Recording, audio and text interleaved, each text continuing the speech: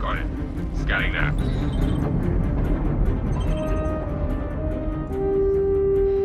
We're clear. Commercial vessel out of Vega 3. Provided that civilian traffic is restricted under lockdown.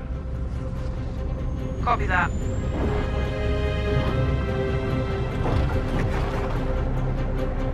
Archangel. Archangel. This is Krugeri. Come back, Gary. Redirect to Sector 7 Bravo Echo for immediate tasking. Copy that. On our way. I've never been a big Star Citizen fan. Don't get me wrong. I've enjoyed the game and I check in on it from time to time, but I'm not looking for every single update like some of the fanboys out there. But today, I have something special to show you. Because this is not Star Citizen. This is Squadron 42. One of the biggest things Star Citizen has always been missing is emotion and being able to capture real cinematic experiences in a game. Essentially, what we've had up until now has really just been one gigantic tech demo. And sure, there's been some gunplay here and there, but it's never really felt complete. And I think a lot of people have felt the same. Don't get me wrong, this game is still not finished. In fact, it's probably still at least 2 years away. But they're making progress. Tangible progress. I know I just wrote you. But a couple of hours ago, proximity sensors on the other side of the jump got twigged. Word is it might be that clan we've been battling with. I guess that last fight didn't scare them off quite like we all hoped it would. Honestly, we've been out here so long, I don't know what to pull for anymore. I just wanted to let you know. I'll write as soon as I can. Stay safe. Your loving son.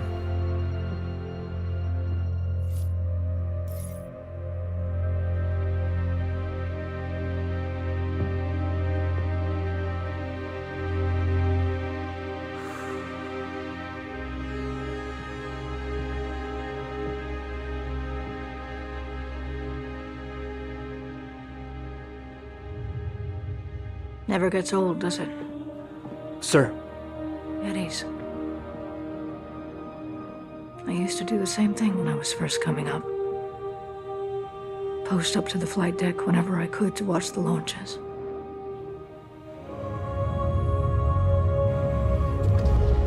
Have you seen the F-8s up close? No, sir. The thing's a beast. Nimble, too. 12 maneuvering thrusters and 3 mains. It sure sounds like it. Sir. Captain McLaren, to the bridge. Captain McLaren, to the bridge.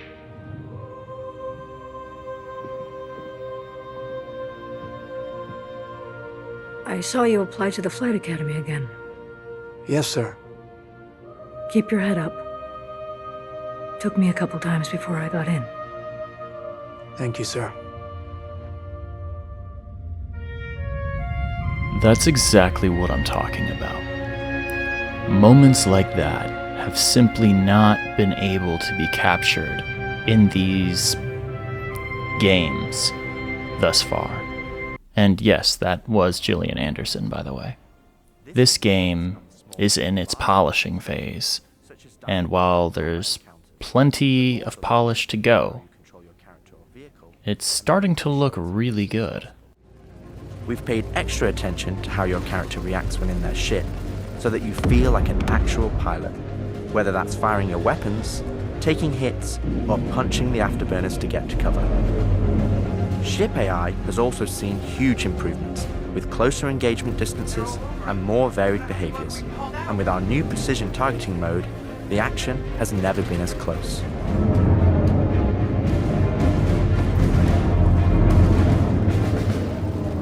With the aim now on polish, we've organised the project into self-sufficient strike teams, so we can focus on individual areas to deliver the best experience.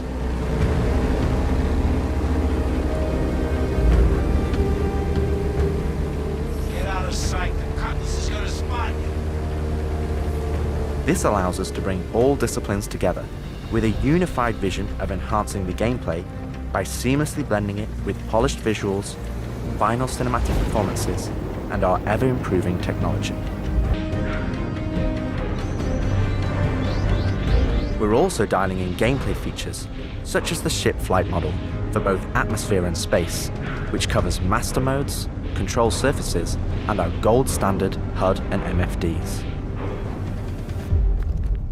Our interaction system for both the world and your character have also seen additional improvements, allowing us to hone and craft environmental puzzles unique to each location, while allowing us to tell the story of the world around you. It really is these little features, like this immersive zoom, that set this game apart and give it its own signature. Unidentified vessels, this is the UEE Navy. Power down your ships and stand by for processing. Yeah, you can f*** off, the coil's ours. God damn it. Our scanning, targeting, and marker system has also seen an overhaul, allowing us to highlight only the essential information that you need, such as key objectives, mission targets, and high-level scan information, while keeping your overall view as clean as possible.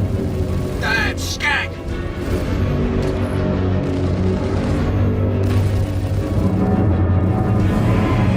Take him off me! No! Tactical FPS combat and stealth, which has seen a suite of improvements, from improved looting, weapon feel and balance, realistic scopes, and smoother locomotion, alongside our new and improved FPS radar and scanner that provides you an overview of the battlefield, but at the cost of ramping up your own emissions. We've also seen the introduction of our Maelstrom-powered destructible environment, which adds a layer of dynamism to the experience, alongside our improved AI that can now have hundreds of combinations of traits that allow us to create unique and challenging combat encounters that really push your tactical awareness and skill.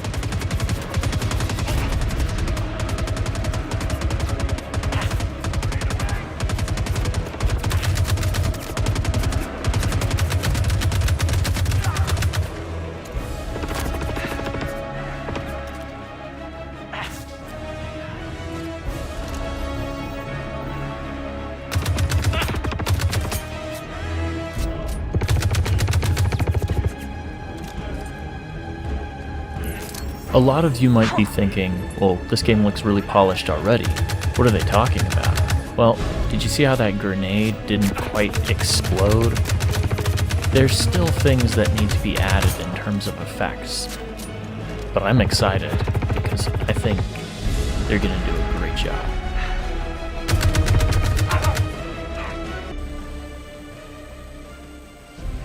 We play and review the builds regularly, and call out action points in each level from start to finish on where we need to improve the gameplay.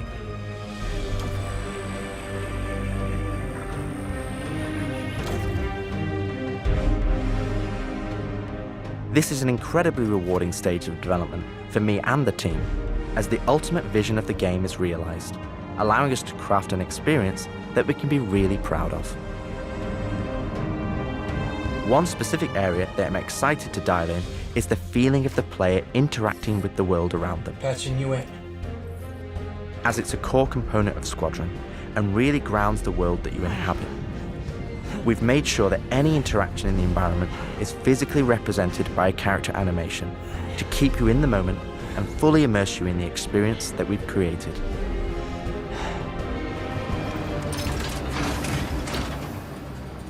Ultimately, this is the final phase of gameplay iteration before we fully transition into optimization and stability on the road to release.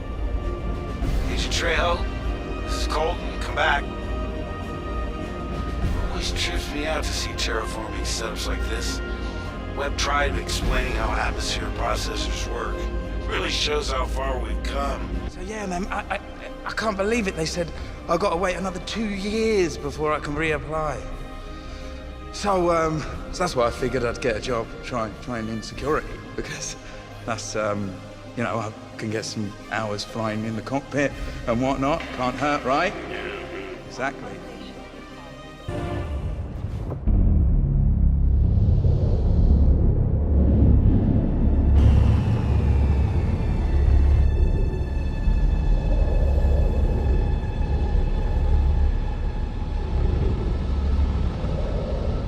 fight today. So in 40 years from now, when you're surrounded by everything and everyone you hold dear, and they ask, what did you do in the Battle of Vega? You can look them in the eye and say, I held the line. Men and women of the Second Fleet, I am proud to stand with you today. Good luck. Bishop out. Nice speech. Any word from the recon team? Not yet. Well, let's get into position.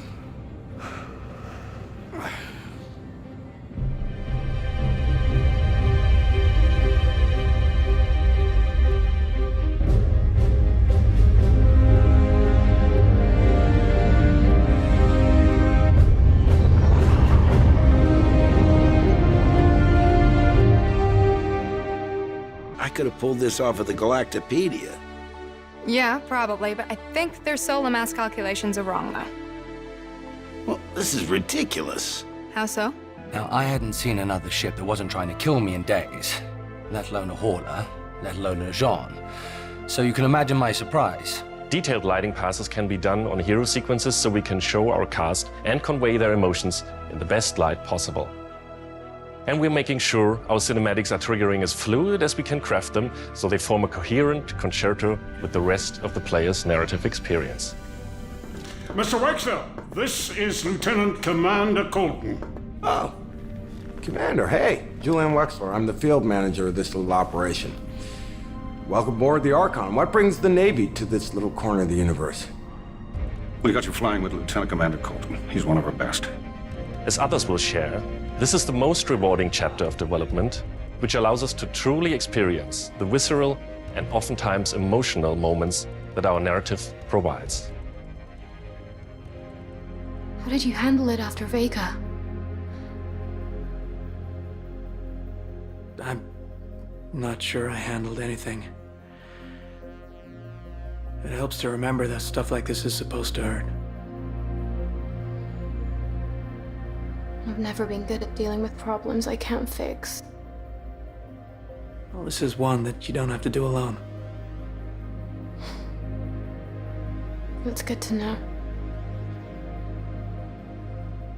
Here we're dialing in the hangar to make it as immersive and believable an experience as possible. That'll do it. Done. Okay. All right. Let's do this. I have to switch out some of the interchange front hangar deck.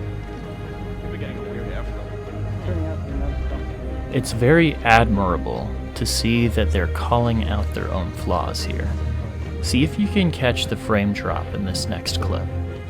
Anyway. Because they did, and they're planning on fixing it.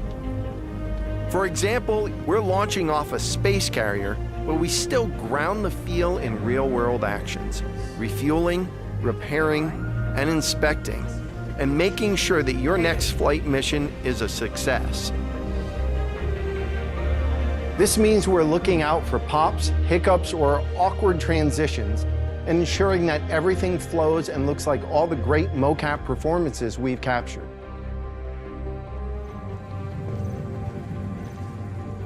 Let's ready some extra ice packs out of storage. Whenever gunners are on full rotation, you can always count on at least one of them getting hurt. We also have you covered in everyday life. The medical staff work diligently for their patients, whether they're players or crew.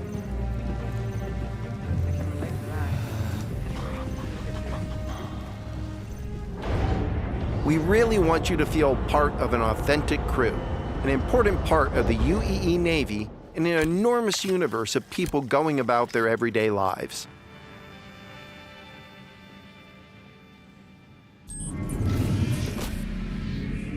Let's go ahead and clear for takeoff. Ground crew, prep bay for takeoff. Copy that. Hangar, ready for launch. Takeoff approved, Baron 2. You have the ball.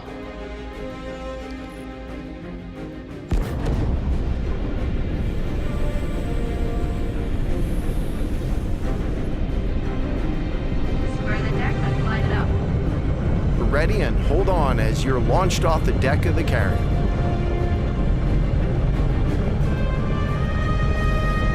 Baron 2, you are cleared for launch. Have a safe flight, Baron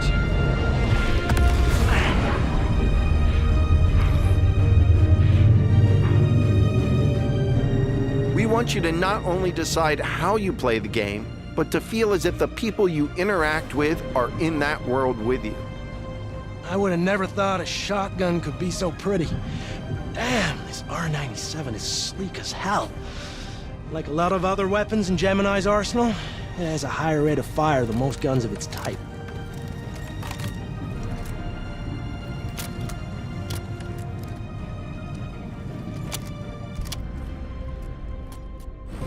We're working to support a feel of authenticity through world traversals, running, jumping, and climbing, interactions with objects and the environment,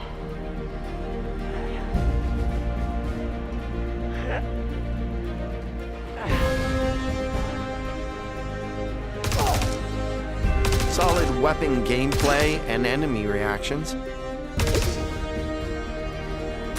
as well as combat realities, such as weapon malfunctions.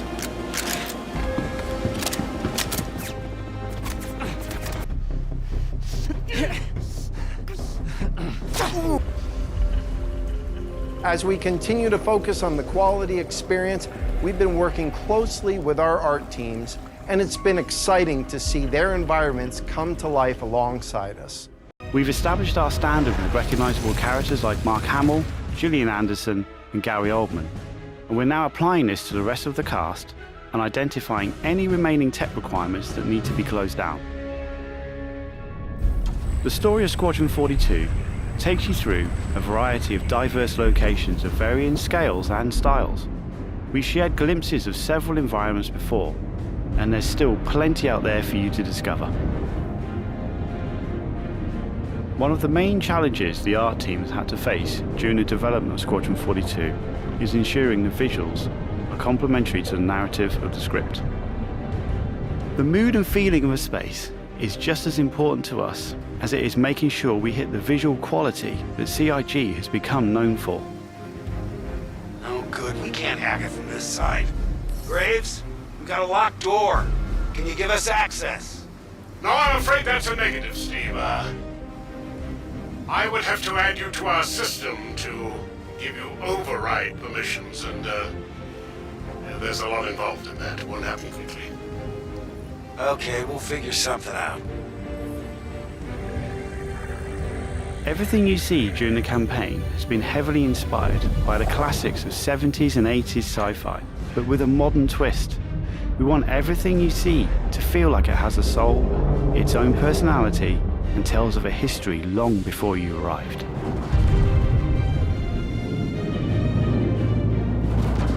Crafting interesting flight spaces and their connecting tissue has been one of the more unique challenges we've needed to overcome for Squadron. Developing our VDB tech to blend seamlessly between tighter traversal spaces and into wider space vistas and planets has proved incredibly difficult but rewarding, ensuring that Squadron flows seamlessly from one chapter to the next, without interruption. Creating a diverse array of locations is essential to us. Our environments need to work from a variety of scales. We need to pay close attention to detail, whether we're working in a dirty engineering vent or navigating the debris of a dying star, wondering what may be around that next corner, or even who may live there, how would they have survived, and what state of mind may they be in. Yes, I've been speaking with engineering. They think it might be a problem. Yeah, I'll make sure. I've asked about it.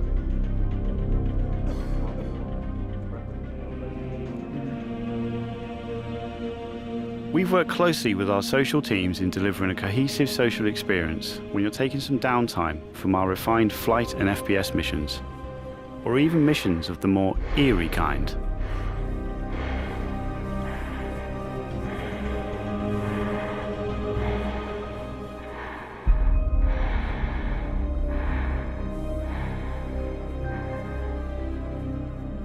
We'll be introducing new space stations on a massive scale, all brought together and designed to be as tangible as possible. We've thought about their function, their age, and tried to ensure there's a progression in artistic style with each station as you progress through the game.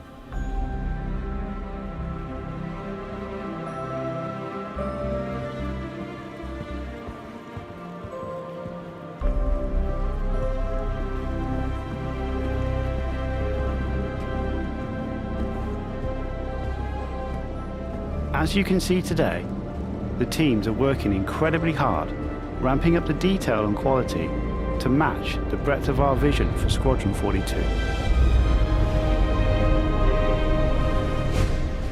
Now I know you're all asking, when can I play it? When can I play it?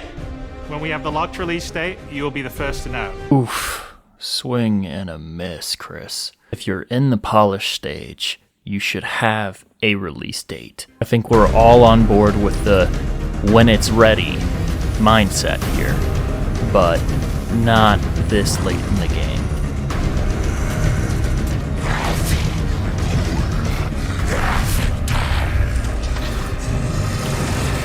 But hey, at least we know there's aliens.